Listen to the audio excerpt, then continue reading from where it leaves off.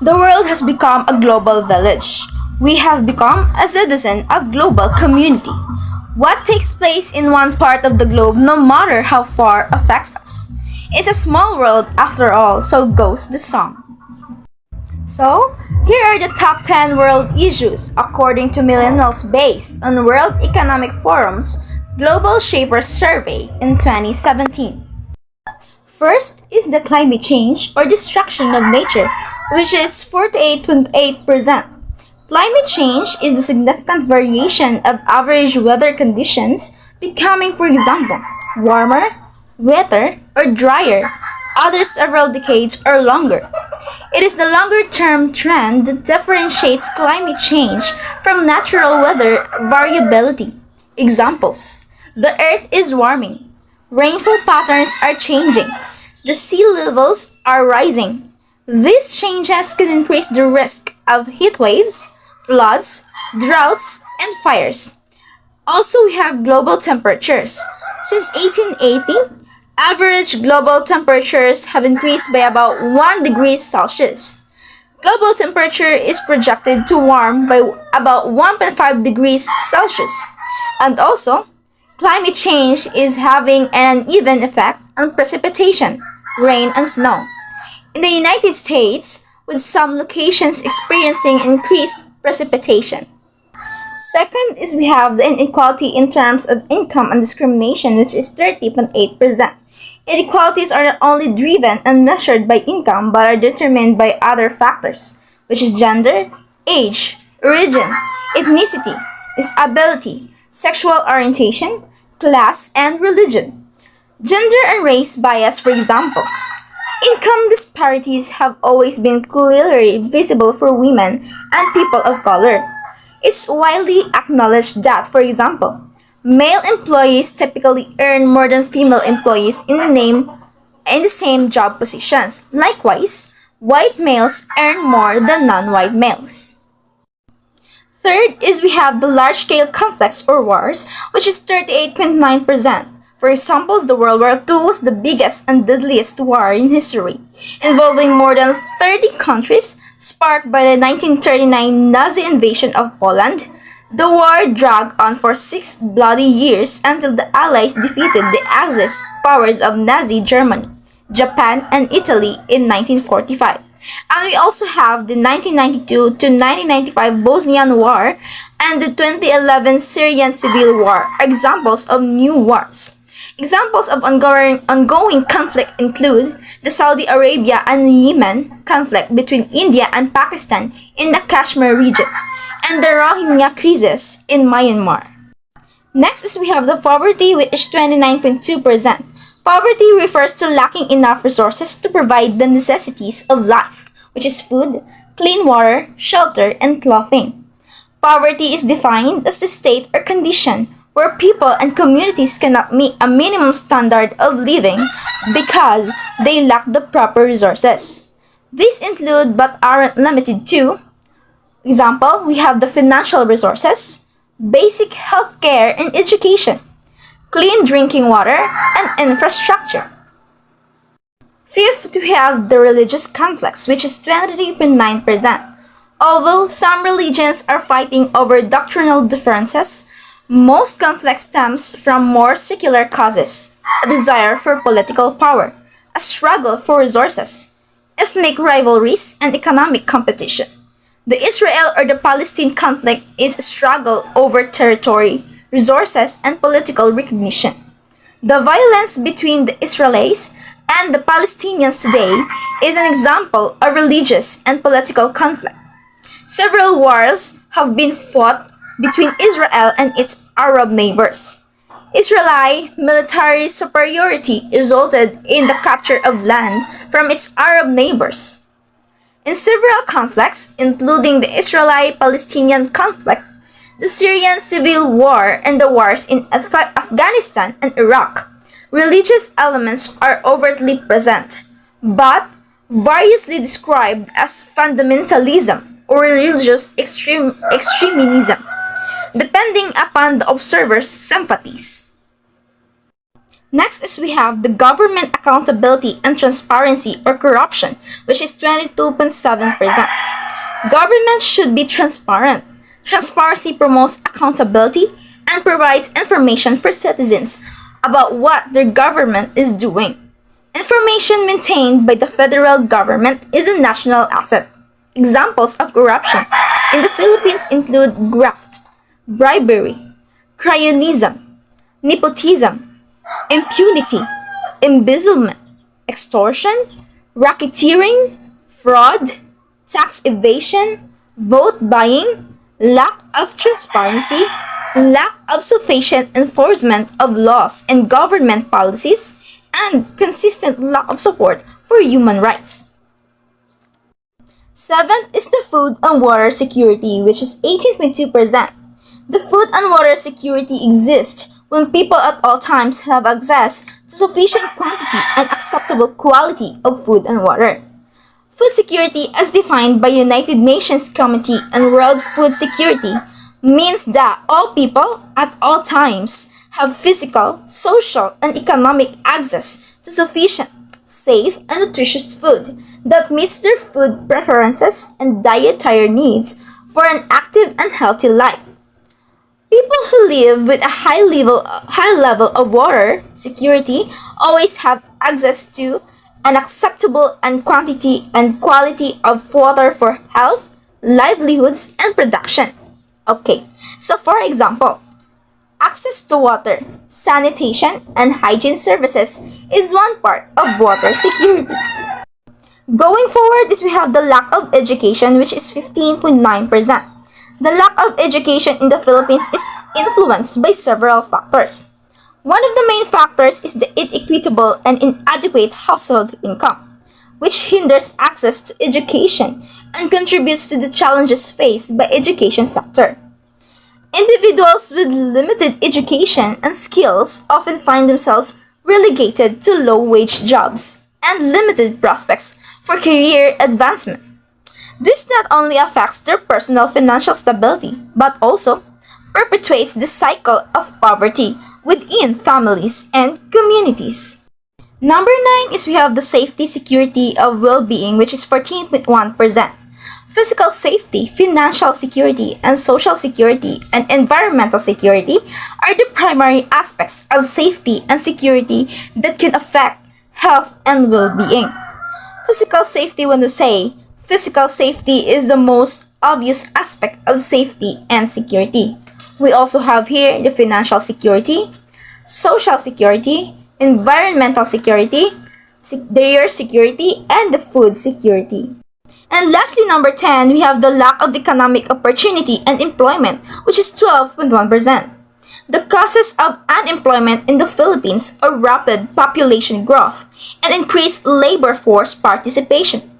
The consequences are high unemployment rates and the need for higher economic growth and moderation of increases in the real minimum wage to reduce unemployment. We also have here the top 10 current global issues according to Chloe Turner. First is we have the climate change. Example, we have here in Philippines the summer and rainy seasons. And common today, we have the El Nino. Second is the pollution. Example, the pollution from vehicles and from factories. Third is the violence. Commonly today is the domestic violence and abuse. Fourth is we have the security and well-being. The safety of individuals, as we said. Fifth is we have the lack of education. It's due to lack of money that results to unemployment. It's because of lack of education. Sixth is we have the unemployment. Because of high standards and doesn't meet the standard educational attainment, that is we have unemployment. Seventh is we have the government corruption. This is very understandable. It is common in our government. Eighth is we have the malnourishment and hunger. It is also because of scarcity of resources. Ninth is the substance abuse, like using drugs and marijuana. 10th is we have the terrorisms or wars and conflicts between countries. Famous is the Ukraine and Russia war. Now, We have here the 17 Sustainable Development Goals or the SDG for the period 2015 to 2030. First, we have to end poverty in all its forms. Okay, so this means that by 2030, ensure that all men and women, in particular the poor and the vulnerable, have equal rights to economic resources, as well as the access to basic services, ownership, control over land, and other forms of property. We have the inheritance, natural resources, appropriate new technology, and financial services, including the microfinance. Now, the second SDG is to end hunger, achieve food security, and improve nutrition, and promote sustainable agriculture. So this goal too is about creating a world free of hunger by 2030.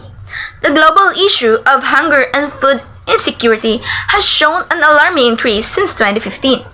A trend exacerbated by a combination of factors such as includes the pandemic, the conflict.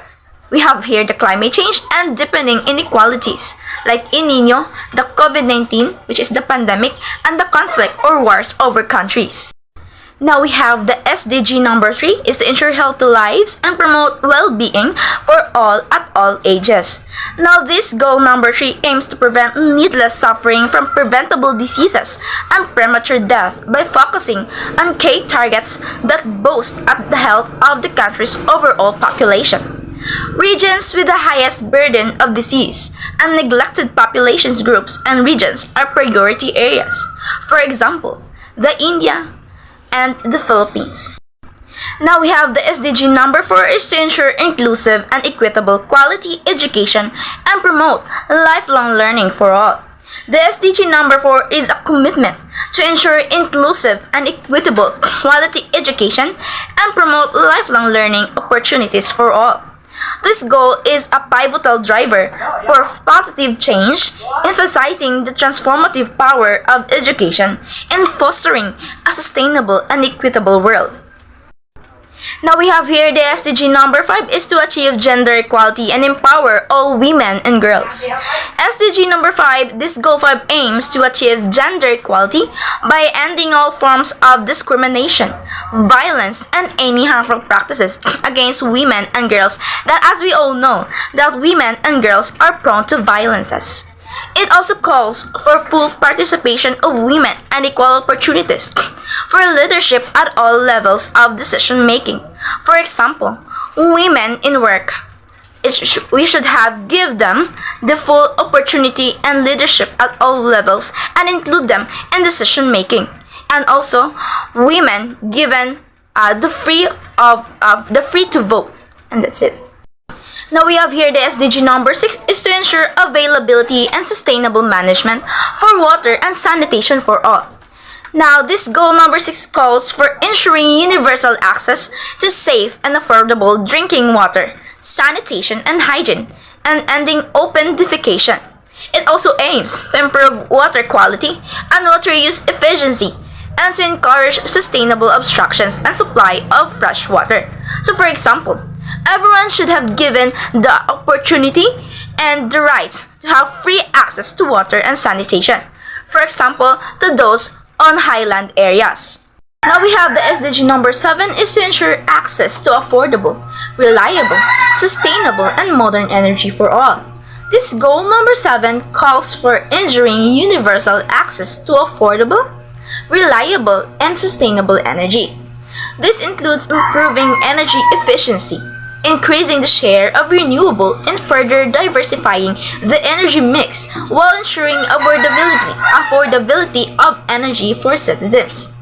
By transitioning to clean energy sources such as solar, wind, hydro, and geothermal power, we can significantly reduce carbon emissions and decrease our reliance on finite fossil fuel resources.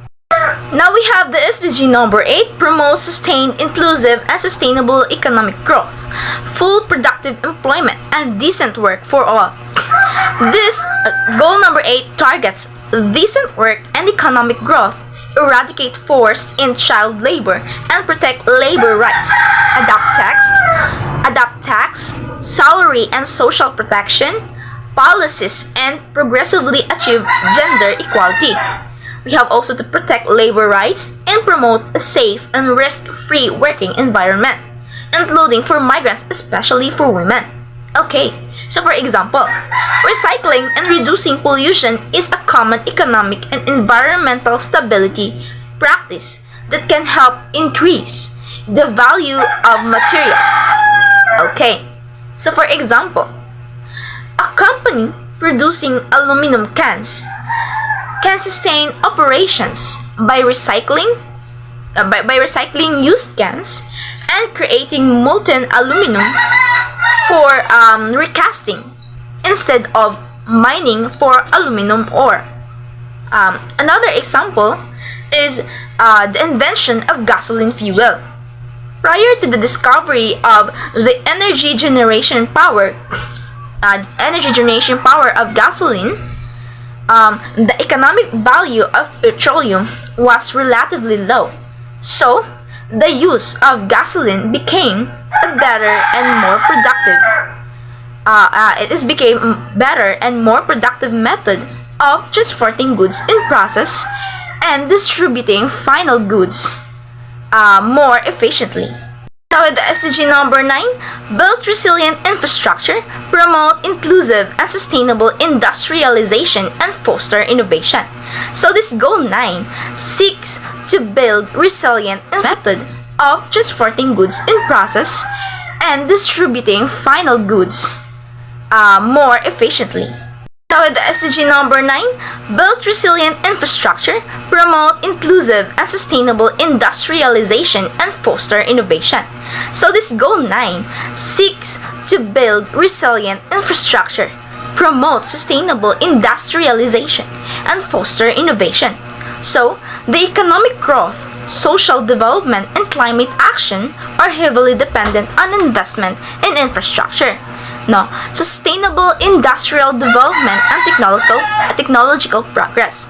Okay, so the country's performance on SDG number 9, which focused on industry, innovation, and infrastructure, may have worsened because the country continues to suffer from low levels of industrialization. Okay. So, research and development investment remains low, and the country's infrastructure stock remains low.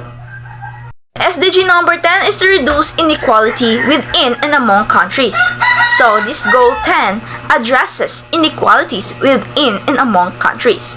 It calls for nations to reduce inequalities in income as well as those based on age, sex, disability, race, ethnicity, origin, religion, or economic or other statuses within a country.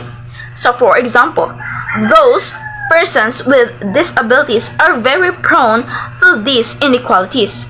Because of their disability, they are prone to bullying and discrimination. So SDG number 11 is to make cities and human settlements inclusive, safe, resilient, and sustainable. So this goal 11 is about making cities and human settlements inclusive, safe, resilient, and sustainable, as it said. Cities represent the future of global living. The world's population reached 8 billion in 2022, over half living in urban areas. So this goal, it calls for the safetyness of the human being as an individual.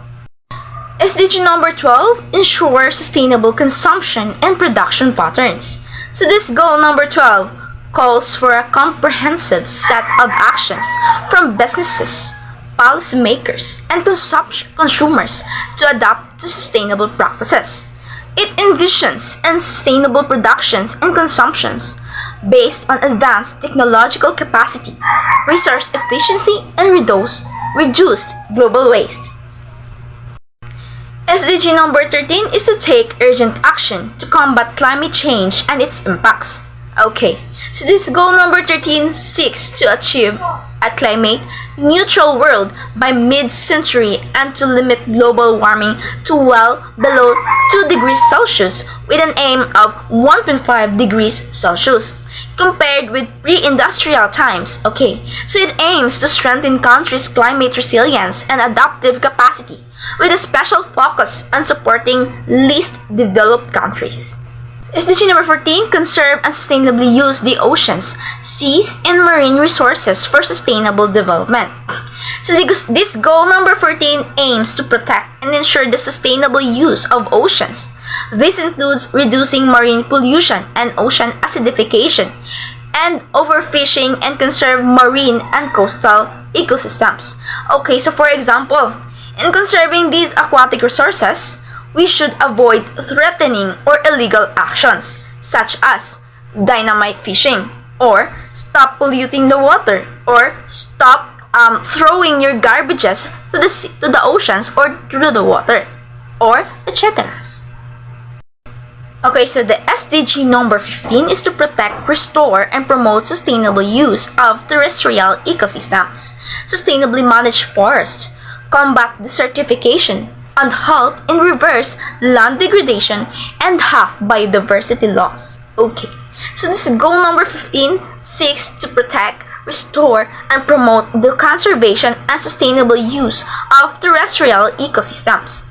This includes efforts to sustainably manage forests and halt deforestation, combat desertification, restore degraded land and soil, halt biodiversity loss, and protect threatened species, as many of our species are endangered and already extinct.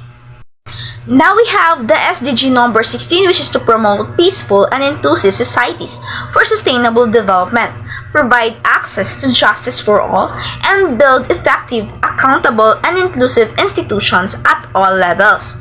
So this goal number 16 is about promoting peaceful and inclusive societies, providing access to justice for all, and building effective, accountable, and inclusive institutions at all levels.